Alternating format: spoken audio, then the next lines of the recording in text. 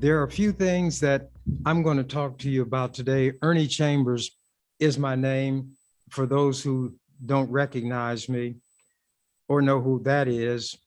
But anyway, we have health problems in our community that everybody else has, but ours are aggravated in the same way that everything else that is negative is worse and harder on us than it is others. We don't control anything of significance. Now, we might have a little influence here, a little influence there, but when it comes to the final decision, there's always somebody white who can make that decision. Now, I have a law degree from Creighton. I have handled cases for myself that I've won, traffic cases, one where a grand jury issued a report and attacked me in that report. Nobody had ever gone to the Nebraska Supreme Court to have a grand jury report expunged from the court record, but I did. I did the research, wrote my brief, and pointed out to the Supreme Court that this is the first time that such a case came before it. So could I go beyond the number of pages limited for briefs? And they said yes, and I won. I'll tell you why I'm saying that. I don't care how much I know about the law. I don't care how much I know about the Constitution. I could repeat it word for word from memory, but there's going to be some white person or a group of white people who will determine the ultimate outcome. I could have lost that case if the state Supreme Court had decided to ignore the law and rule that I lost. That is what I mean by the final decision always being in a white person's hands. So when we have an issue, we are ultimately going to be affected by what some white person or a group have determined will be our role or the amount of victimization we will face. So when it comes to health, unfortunately, the same thing is there. There's one item, though, where the white people are not at fault. That's getting vaccinations against COVID. When COVID Junior is what I will call the first round came out, everybody had kind of panicked. Trump had said, don't worry about it. It's like the flu. He'd even suggested that people could drink bleach because if bleach would work in purifying and making germ-free surfaces, why not take it inside and let it do the same thing? When he was ridiculed, he said, well, I was just kidding. No, he wasn't. He tried to pretend that the COVID infestation, infliction, pandemic, whatever term you want to apply to it, was not as bad as what Dr. Fauci and other experts had said it was. There were people who listened to a person who knows nothing about it, and the fallout from that is still happening today. There are disputes in schools around the country as to whether children should wear masks. There is I started to say president because he's backed by Trump, but the governor of Texas said there will be no mask mandate in the public schools in Texas. Children don't have to get vaccinated. His are not going to. Parents make that decision, but I think men like him lie. I believe they are the first ones to seek out whatever medical protection or preventative care is available. When Trump got a touch of it, they took him to a military hospital near Washington, D.C., and he was given a kind of treatment that no private citizen is going to receive. And then when they were able to bring it under control, he said, see what I told you? So those people who follow him ignored the fact that he went for treatment. He had doctors. He had, if he needed a ventilator. The public never was told the extent of the treatment he received, but you can bet that his son got whatever treatment was needed. You can bet that his wife got whatever treatment, or vaccinations would be available. But there are still people out here who follow him like the lemmings. Those are little creatures, something like rodents, and periodically they will run over the edge of a cliff and they follow whichever lemming is in front is the one behind will follow. Wherever that one goes, the rest will follow. So these people have allowed a serious medical matter, a deadly disease, to be politicized in terms of whether you're a Democrat or a Republican. I'm neither one. I don't belong to a political party. My loyalty, my allegiance is pledged to myself because ultimately I'm going to be responsible for everything that I do. But I cannot make anybody do anything. I got my vaccinations, and I want to thank my daughter for being able to inform me of where to go and when, and even how to get to the building on the boys' home campus where I'd get the vaccination.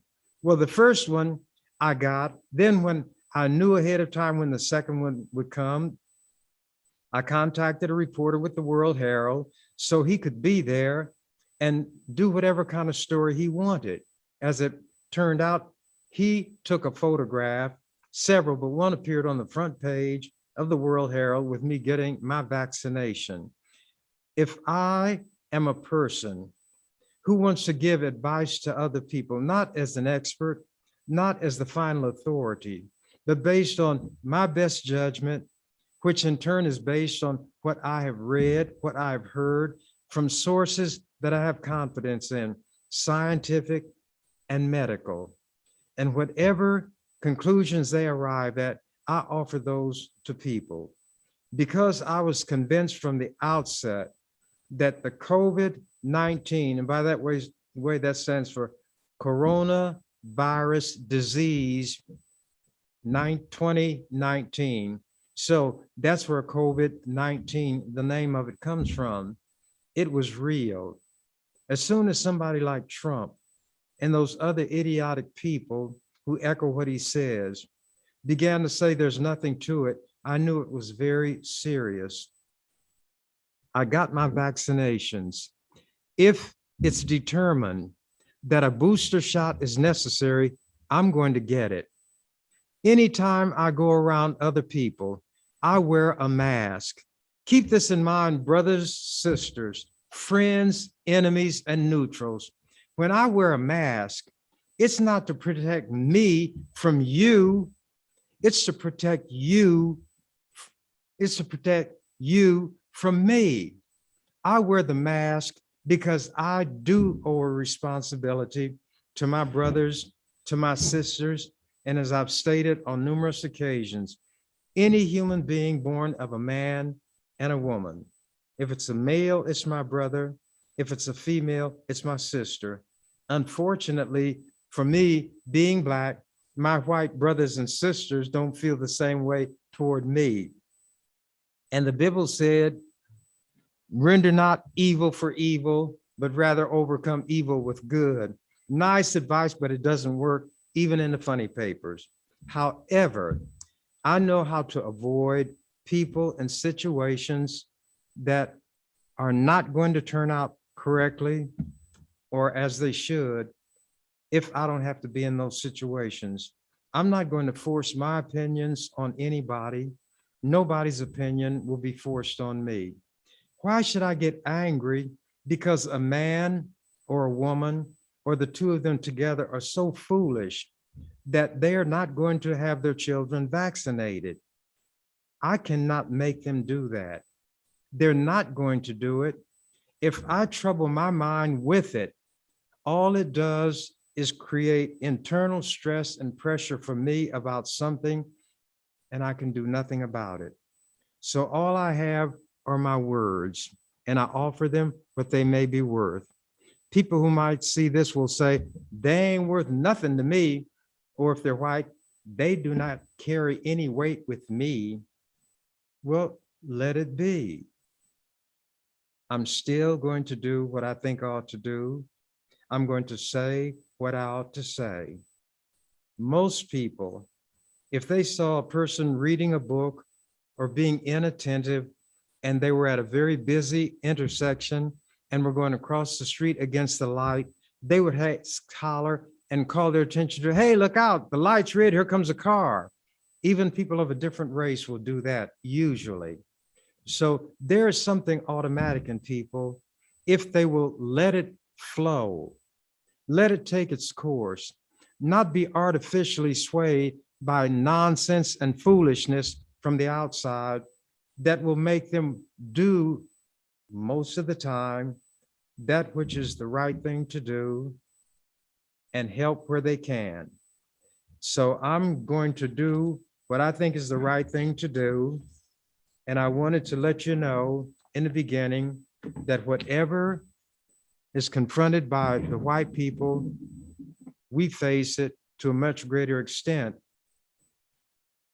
When I talk about things such as this, strokes, there are experts, there is science, there is medical evidence, and I would go to the best source available to me to get that. So what I'm going to share with you today was generated by the Mayo Clinic. I could not find what in my mind is a better source. There may be some just as good, but not better in my opinion.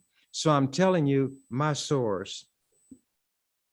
In the United States, stroke is the fourth leading cause of death in this country. First is heart disease. Second is cancer. Third is that chronic respiratory disease, whatever form it takes. Then comes stroke. Some people feel that because it's discussed, it's not really that serious, perhaps. But when it is the fourth leading cause of death, we'd better take it seriously. The good news, according to the Mayo Clinic experts, and by the way, when they arrive at a conclusion, it's not where a doctor just sits down and says, in my opinion. They base it on studies, on clinics, on research, and then others will check their conclusions to be sure that they are as valid according to scientific or medical standards as these conclusions can be. Then they're let loose to the public. The good news is that fewer Americans die of strokes today than was the case 20 or 30 years ago. Still, stroke is the fourth leading cause of death. Improvement and control of risk factors is probably responsible for the decline. And you know what one of the big risk factors is? Smoking. There was a time everybody thought it was cool to smoke. Well, it will cool you. Something like the Coasters had sung about poison ivy. Late at night while you're sleeping, poison ivy starts to creeping around, round. Measles make you bumpy. Mumps will make you lumpy. Chicken pox will make you jump and twitch. A common cold can fool you, and whooping cough can cool you. But poison ivy, Lord, will make you itch. Some of these diseases can fool you and then cool you. Pain may not accompany. Warning signs may not be given. All of a sudden, you're walking. The next thing you know, you're being carried. So if there are things we can do to preserve the health that we have, we ought to do that because prevention is better than cure. Here's a little rhyme. I like rhymes. He spent his health to get his wealth, and then with might and main, he spent his wealth to get his health back again. you lose that which is good. Sometimes, if you're fortunate, you can get it back. Often, you cannot. So hold on to what you got. That's what love songs say all the time. Hold on to what you got. Don't let it go. Oh, you think nobody else wants her? Well, just throw her out in the street and you will see, fool, somebody else would pick her up before you can count 1, 2, 3, and you can only count to 2. Don't let people mislead you about what's best for you. Get the information from a proper source and then chart your course. That is, if you want to stay around here and be in good health. Smoking, then high blood pressure, which can be controlled by medication, exercise, eating a proper diet, and getting medical advice. But these are things we can prevent from getting out of control. However, if you get regular checkups, some of these are the silent killers. You don't even know that you've got it. Then one day there's a commercial they have, and they're always trying to sell insurance on these commercials. And the wife says to the husband, "Do you remember so-and-so?" And he said, "Oh yeah, he's the one who always runs those marathons." She said, "Not anymore." He said, "You mean?" She said, "Mm-hmm." Just like that, he's gone. Then they tell you, this is how you can get some insurance. So when you be the fool and you croak, then your family won't, in addition to losing you, have bills to pay, including the one to bury you. Don't be foolish. But I'm going to go ahead and stop digressing, but I can't help it. After all, being 84 years old gives me some prerogatives. And old people know when to be forgetful. Old people know when not to understand what is being said. They know when to be hard of hearing.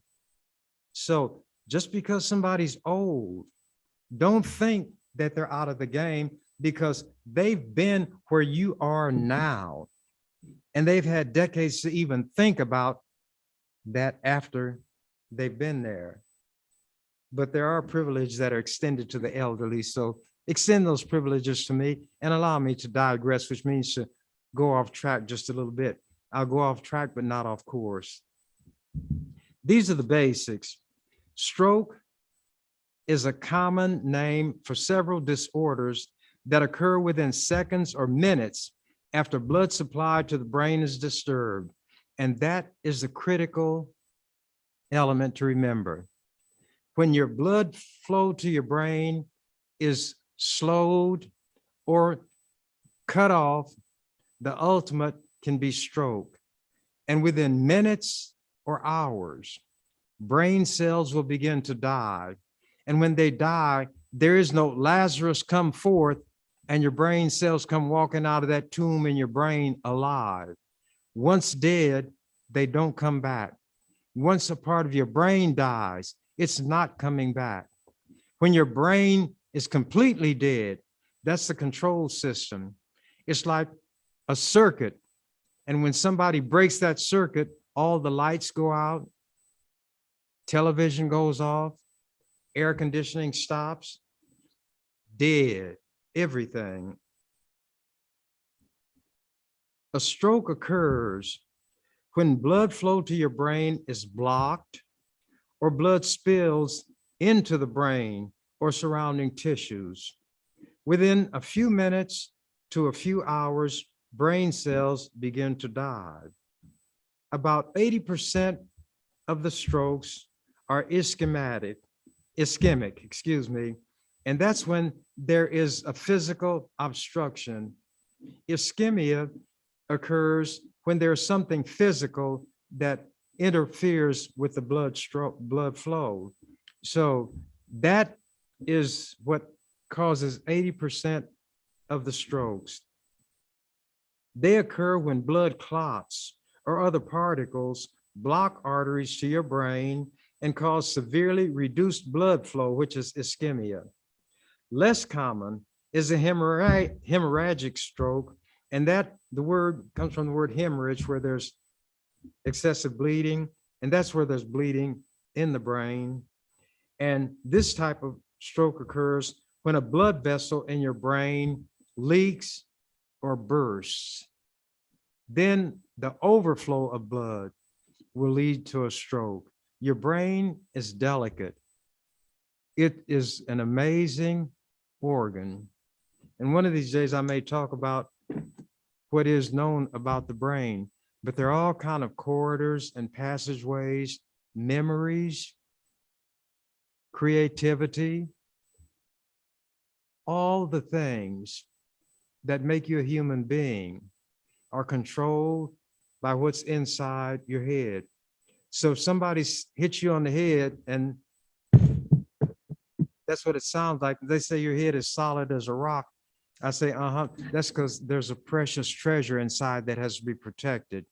So the thicker your skull and the harder your skull, the more protection your brain has. On the other hand, if somebody's got a little paper shell, eggshell, skull, that means what's in it ain't worth a nickel. It's like Humpty Dumpty. He fell off the wall, and all the king's horses and all the king's men couldn't put him together again.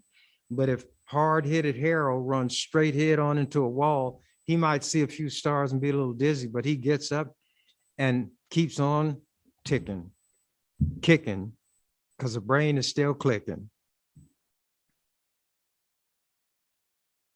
Some of this I will skip. The most common signs and symptoms of strokes, and this is important, a sudden numbness, that's where you lose feeling, weakness or paralysis of the face, arm, or leg, usually on one side of the body.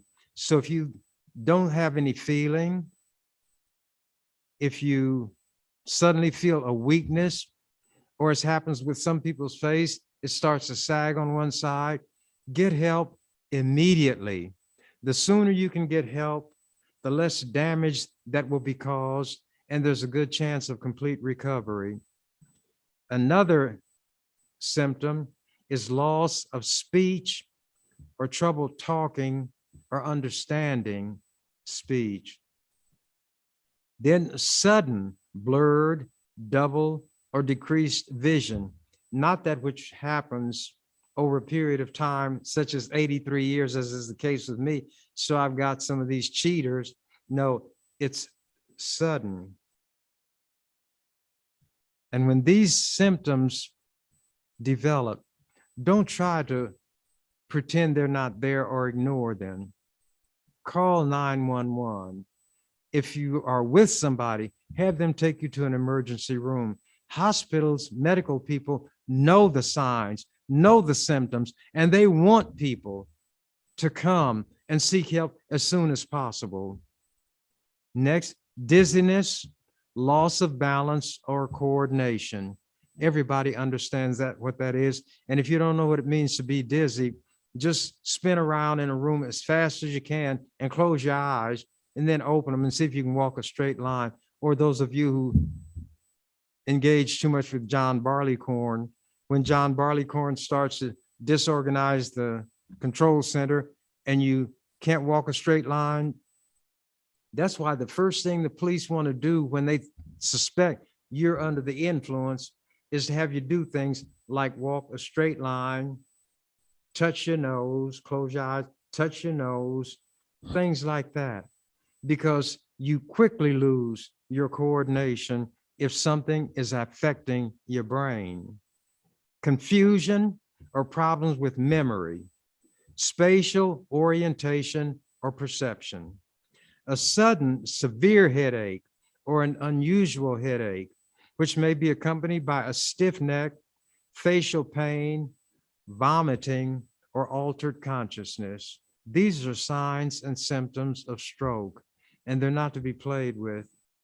For most people, a stroke gives no obvious warning, but one possible sign of an impending stroke is what's called a transient ischemic attack, or TIA. It's also called a mini or small stroke. It's a temporary interruption of blood flow to a part of your brain. It's stroke junior. The signs and symptoms of TIA are the same as for a stroke, but they appear for a short period and then disappear, often in less than 5 minutes. A TIA does not leave lasting symptoms because the blockage is temporary, but that temporary blockage can lead to these symptoms and you should not ignore them. And if it seems to go right away, still have it checked out. If you experience any warning signs of a stroke or TIA, get help right away. The quicker you're diagnosed and treated, the better the outcome will be. Here are some of the risk factors. These are factors that can increase your risk of a stroke. Age. I got that one. I'm 84 years old. I gotta live 4 more years. You know why? Because here I go, wandering off again. When I was in grade school, I learned the Gettysburg Address by heart. It begins 407 years ago. A score is 20 years. 4 times 20 would be 80. 407 years ago, 87 years ago. But instead of saying it like that, Lincoln was at this military cemetery 407 years ago. Our fathers brought forth on this continent a new nation, conceived in liberty and dedicated to proposition that all men are created equal. In 3 years, here's what I'll be able to say. 407 years ago, my parents brought forth on this earth a new human being, conceived in love and dedicated to the proposition that he's here for a purpose, and we're going to help him see that purpose go to completion. But I got to be here 3 more years. And I know my enemies are saying, oh, shucks, we thought he'd croak any minute. And the next thing these Black people do, you give him an inch and you take a mile, he'll live 3 years, which will make him 87. The next thing you know, he'll be talking about being 100. Then if he gets to be 100, he might slow down a little bit, have a little less hair or more hair. And then he'll start talking about 120 years because that's how long Moses had, or one of those fellas. But I'm going to take it a step at a time. 3 more years, and then whatever I can get after that.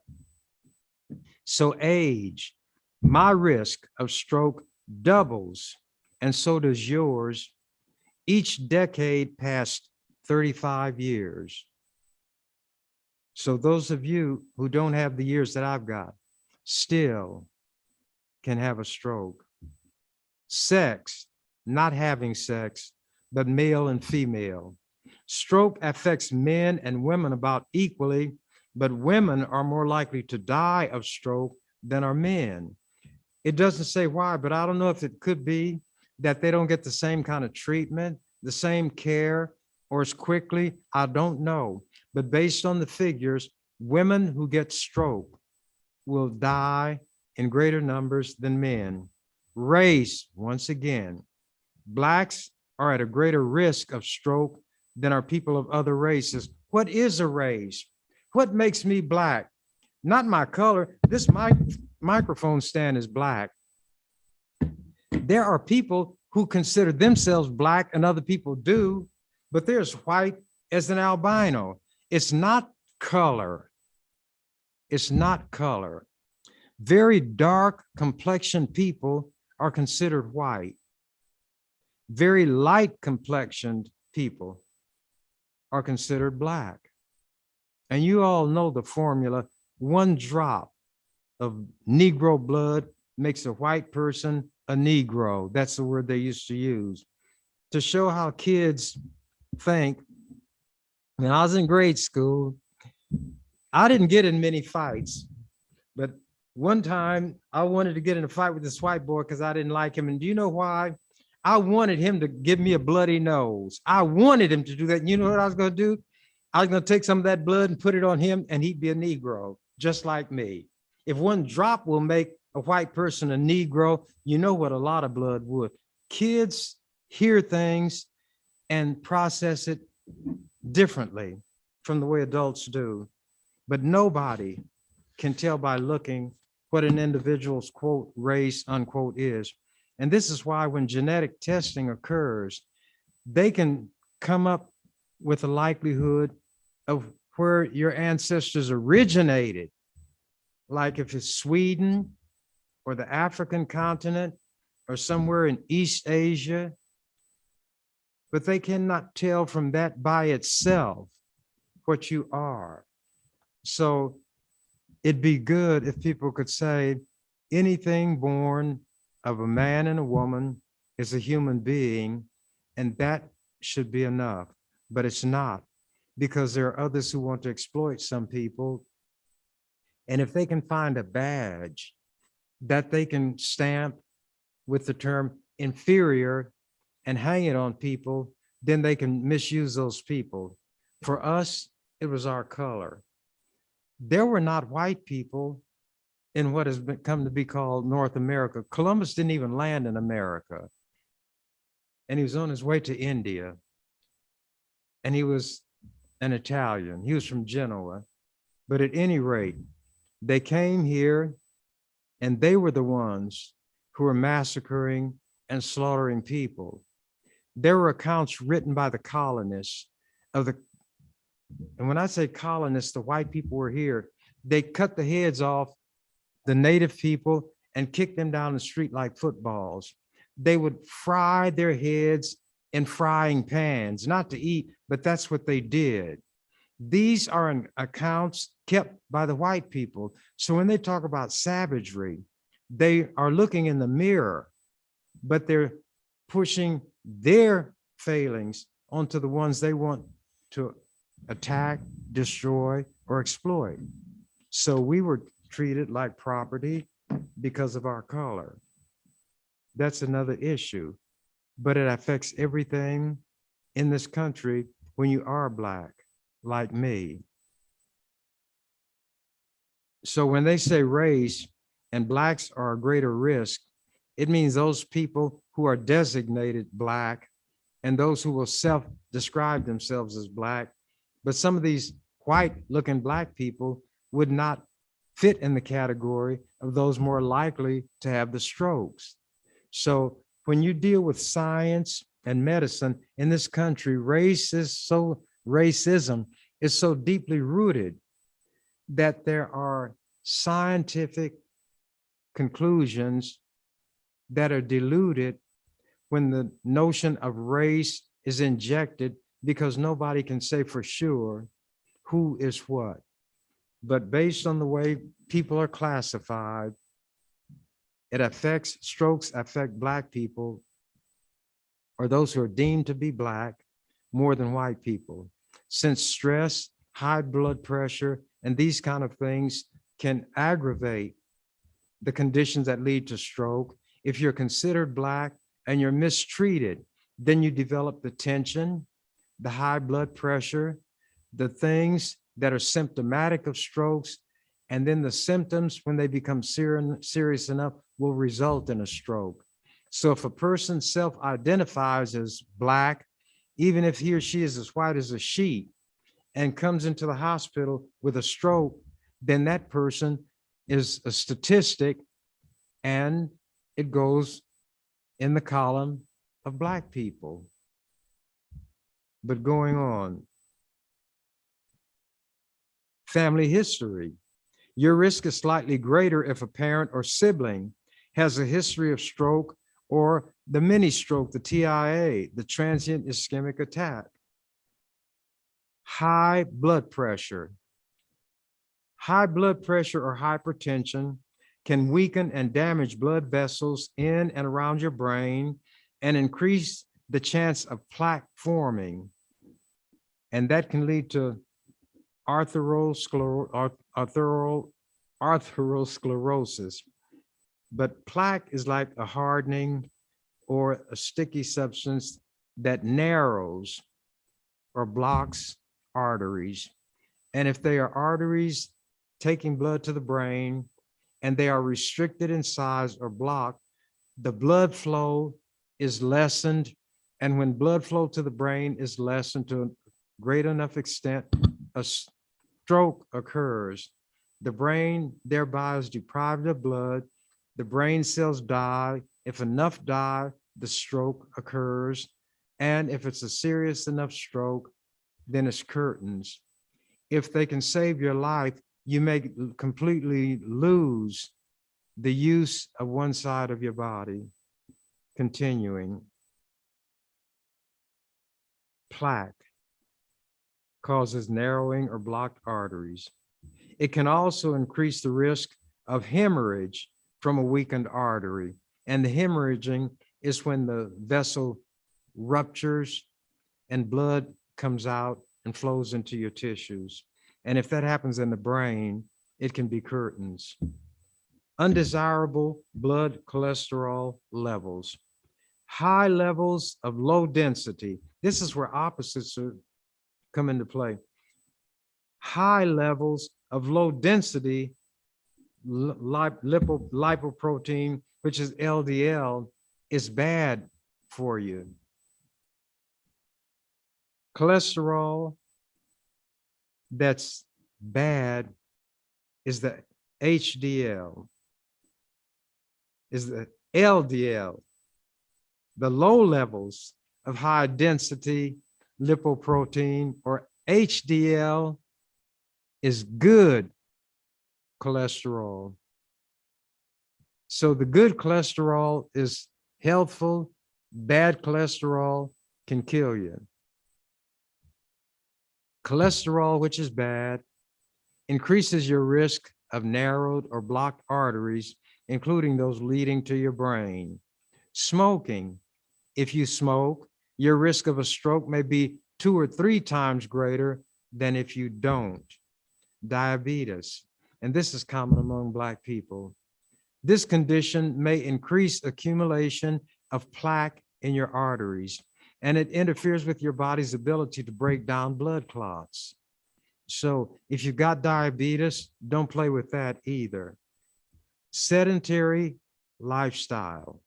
That means you sit around, move as little as possible, eat potato chips with French onion dip, hot dogs, greasy food, and well, I won't go into that. But anyway, when you just sit around and don't do anything, cardiovascular disease, that is congestive heart failure, a previous heart attack, heart valve disease, or an irregular heart rhythm, atrial fibrillation it's called. All of these can increase your risk of a stroke. So if you just think you've got some of these symptoms, see a doctor. Previous stroke or the mini stroke. If you've already had a stroke and you're older than age 45, your risk of having another one increases by about 10 to 20 times. If you've had a mini stroke, your risk of a stroke increases significantly. Now to treatment. To treat an ischemic stroke, that's where there is an actual physical blockage. The doctors must remove the obstruction and restore blood flow to the brain. And several drugs, by the way, can be used for that purpose. Anything that hinders the flow of blood to the brain is bad. To improve the condition, you have to remove that condition. Antiplatelet medications. These drugs reduce the tendency of blood to clot by preventing blood platelets from sticking together as they pass through narrowed arteries. This is not a part of it, but you know that there's a disease that Black people got, and it's called sickle cell anemia. Blood cells are circular. They're called platelets. And in the middle, there's kind of a depression on both sides. So if you look at it, it could be like a donut, but the hole is filled. Well, they carry oxygen, but in sickle cell, the cells are misformed. So when they flow through, they don't go through the arteries like they should. And it's in certain junctures, they will clump together, stop blood flow, and result in excruciating pain. So if somebody has sickle cell anemia, as it's called, that is something that does befall Black people more than white people, just like there's some diseases that affect Jews more than other people. And when these conditions arise, there are specialists who know how to deal with them. Because of the opioid problem, there were treatments for sickle cell that people, when they were having an attack, could go to, and they could immediately sometimes get an injection. But when the opioid crisis arose, and it arose because young white people were getting these opioids, older white people were getting bogus prescription, and when it became a problem for them, it was a problem for everybody. So the Black people who had been diagnosed with sickle cell and treated for it could no longer get the treatment or the injections that they needed. So they suffered excruciating pain needlessly because white people had abused opioids. And the opioid manufacturers, Big Pharma as it's called, were deliberately having doctors overprescribe so that the pharmaceutical companies could make a lot of money. And it is the love of money that is the root of all evil. But it was white people's problem that resulted in Black people with diagnosable conditions. And even the doctors who had treated them could not get the opioid medication needed. So these people were suffering excruciating pain, and some even died because white people had a problem. You know, like they say, so-and-so over here catches a cold and so-and-so over there gets pneumonia.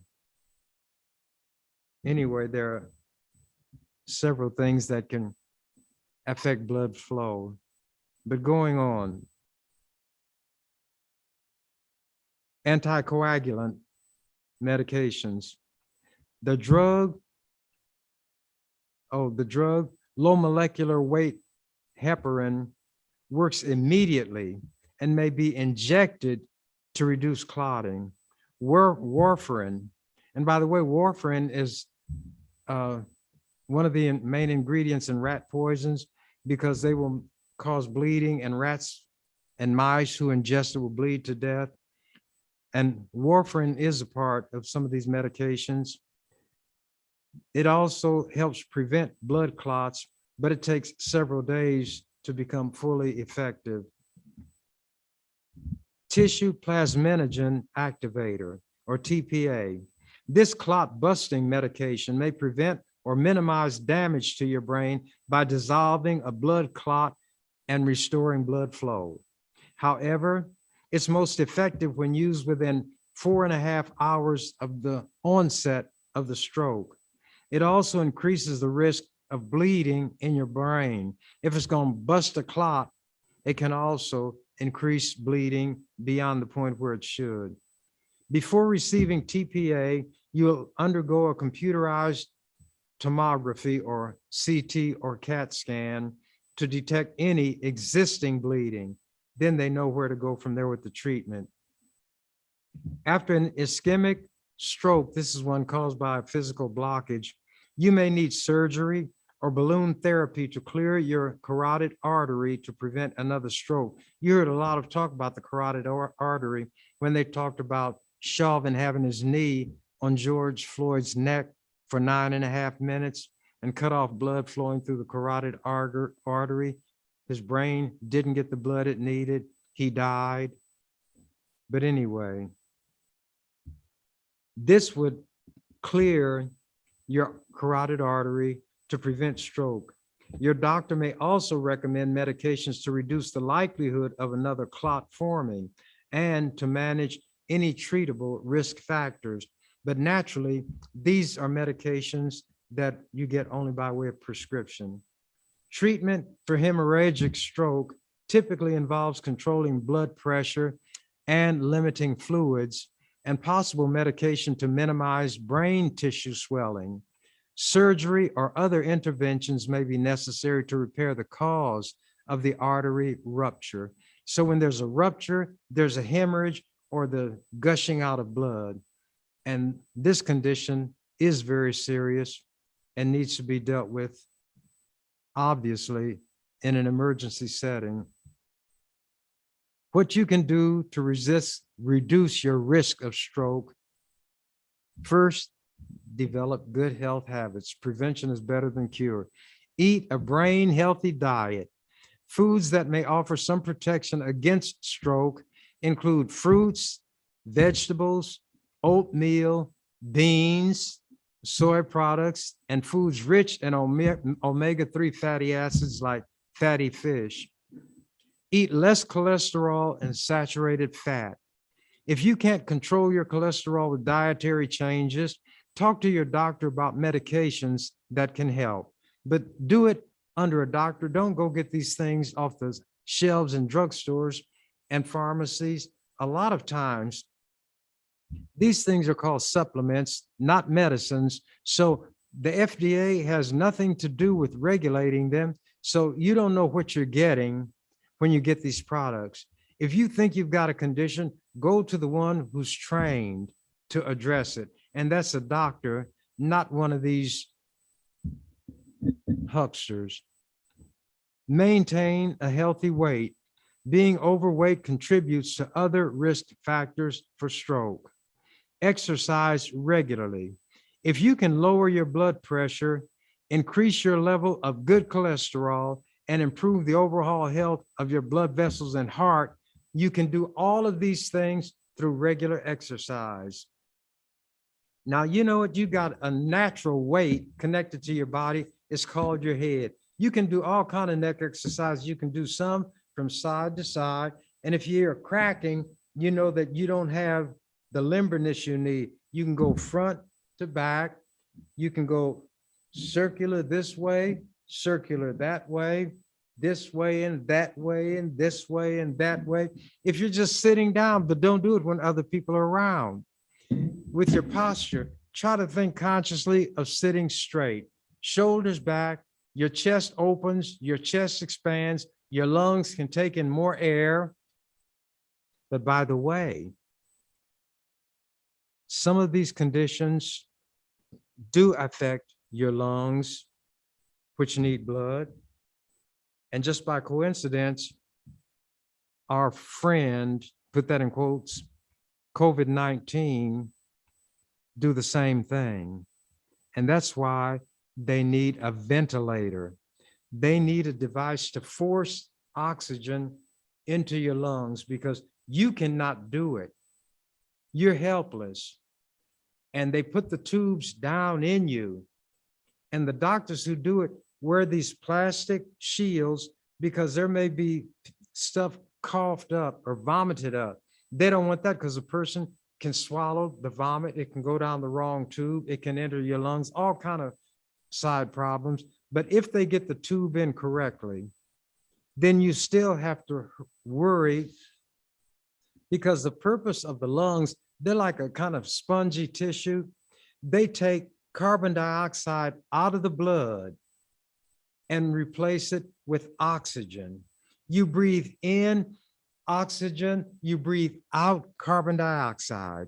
If you don't have healthy lungs, you need assistance. If your lungs are in bad enough condition, that's when the ventilator is needed. More people now have to be on ventilations because of these, they call them variants, I call them deviants. They deviate from. The scientists and doctors say they're variations. They're really mutations. Nature wants her living things to go on living, even if it's a bacterium. The word bacteria, it ends in IA, that makes it plural. A single one of those brothers or sisters is a bacterium. In order for the bacterium, which carries on life functions, it's a living organism, nature equips her children to live in a hostile, survive in a hostile environment. So if medications or antiviral medications, those that are designed to kill bacteria, and by the way, these antibacterial cleaning products won't do anything to a virus. A virus and a bacterium are not the same. Now, this is an oversimplification, but think of virus as vegetable, think of bacterium as animal. What affects one will not affect the other. So when these unwholesome substances enter your body that are designed to maintain the health of your body, but destroy the life of the virus or the bacterium, then nature has equipped those to develop a safety mechanism, a protection against that which is being injected into you to kill them. So to keep the living organism of the human being alive, the living organisms, bacteria and viruses must be killed. But since they live, in order for them to live, they have to have the capacity, if not in each individual one, in bacteria as a whole or viruses as a whole, to develop a protection so that they can survive. And it's why sometimes you need a booster shot to maintain that ability to handle SARS, the virus. And some foolish people out there are going to say, no way, Jose, until they get it. And they're showing more people on television now, some on ventilators saying, if only I had known. No, if only you had paid attention. A lot of these politicians are telling you foolish people, you have the right not to do this or do that. If you don't want to get a vaccination, don't get it. If you don't want to wear a mask, don't wear it. Their families are being taken care of. Lindsey Graham, one of the top Republicans in the Senate, has COVID and he was vaccinated. See, he hadn't admitted being vaccinated before. It's a Republican article of faith not to get vaccinated. No, to tell you idiots not to get vaccinated because they've politicized it now. It's a hot button issue. The Republicans and to some extent Democrats, progressives, whatever party they belong to, want to get hold of something that is in the popular consciousness to get people's attention. And if to do that, in order to get your attention for political purposes, they have to put your very life at stake, they'll do it. So now, under the rubric of freedom of choice, they're saying you have the right to choose not to be vaccinated. I listen to a radio station when I'm driving called Boomer, and some fool was on there talking about how this whole thing is a hoax. There's no such thing as this virus. And he was praising some guy who gets up and goes to his window every morning and hollers, I'm tired of this. I'm not going to take it anymore. Meaning he's going to wear a mask. He's going to do what he wants to. He won't be vaccinated. And the guy talking on the program was saying to prove it's a hoax, look what they're doing in Israel. They're not doing all of this. It's almost as if they heard, because now Israel is providing for booster shots for the Israelis. So people will give misinformation in their ignorance about things happening in the world. Since it's said on a radio station, and ordinarily you may listen to the station, you think that the station manager has vetted this and is valid information. The station manager knows no more than this idiot that they're allowing to spew this misinformation.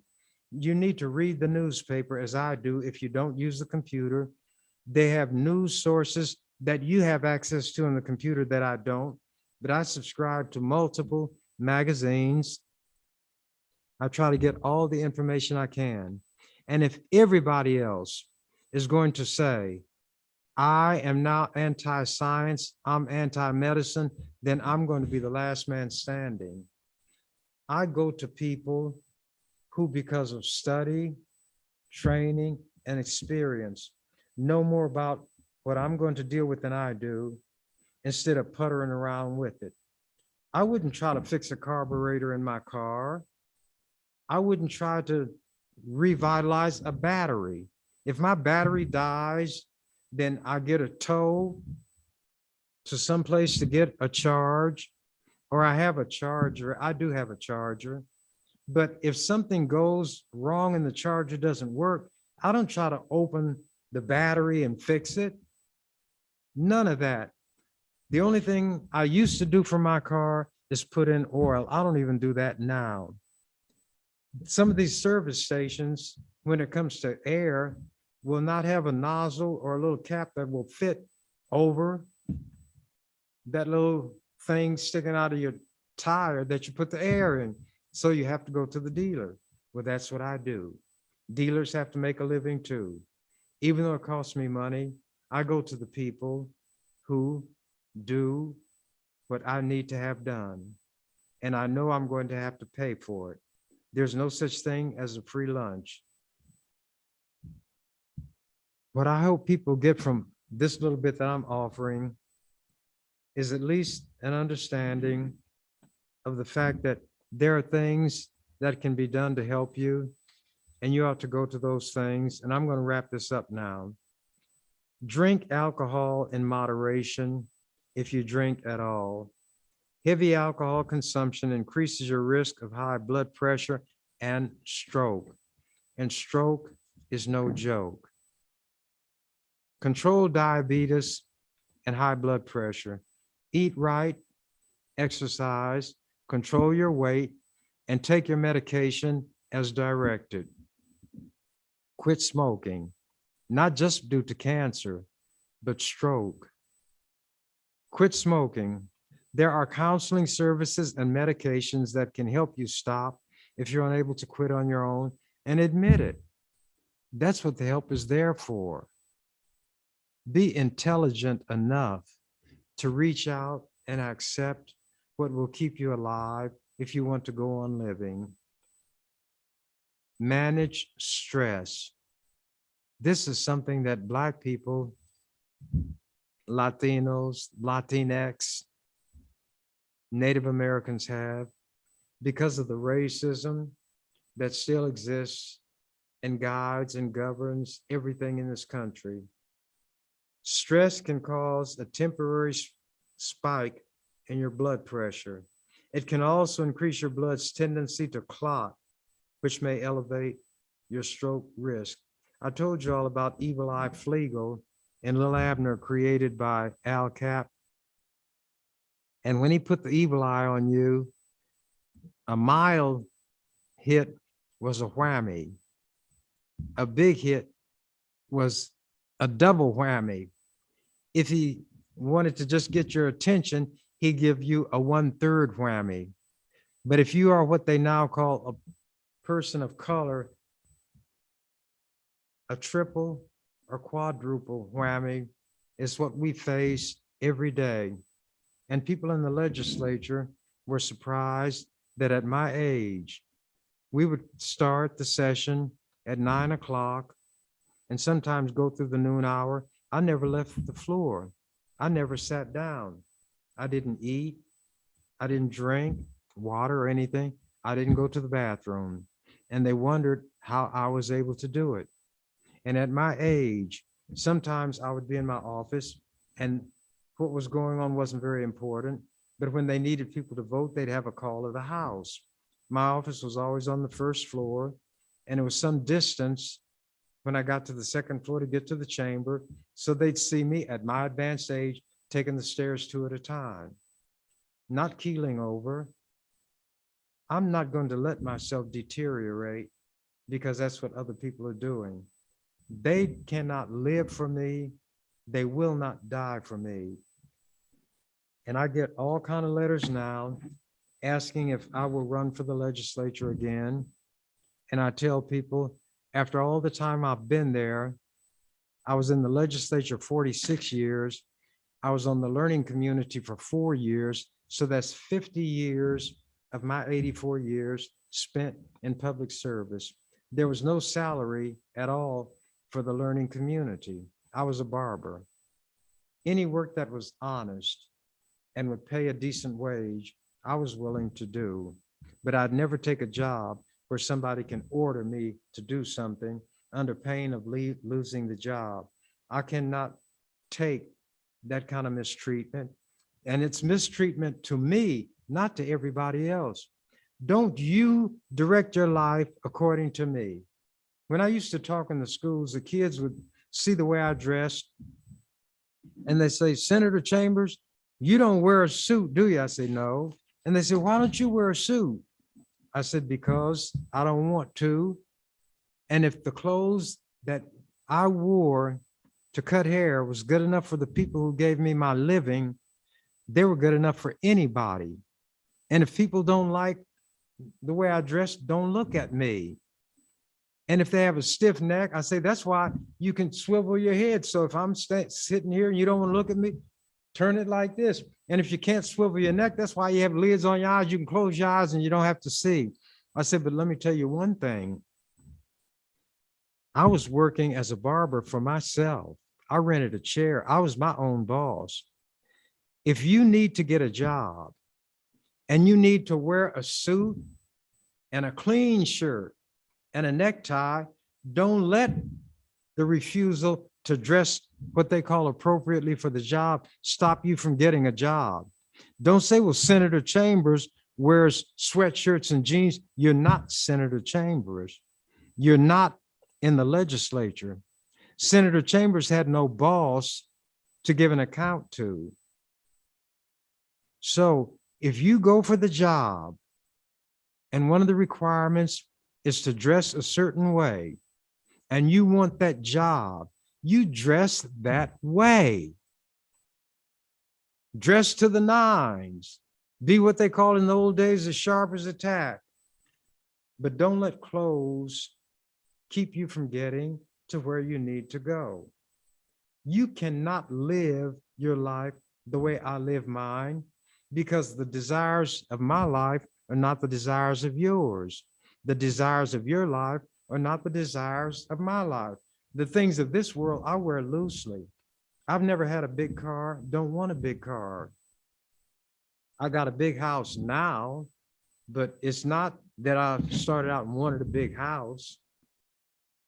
But there's nothing outside of myself that means more to me than my health. And I am going to terminate my time with you today. And for those who came in late, tuned in late, and I don't know what rock you was under, but you don't know who I am. I'm Ernie Chambers. And as the canary said, when they left the door to the cage open, I'm out of here. So my time is up. And as that old white guy used to give the news used to say, thank you for yours. Thank you for watching the Ernie Chambers Show. If you'd like to make suggestions, email us at ewcfacts@gmail.com. That's ewcfacts@gmail.com. This has been an EWC Communication production.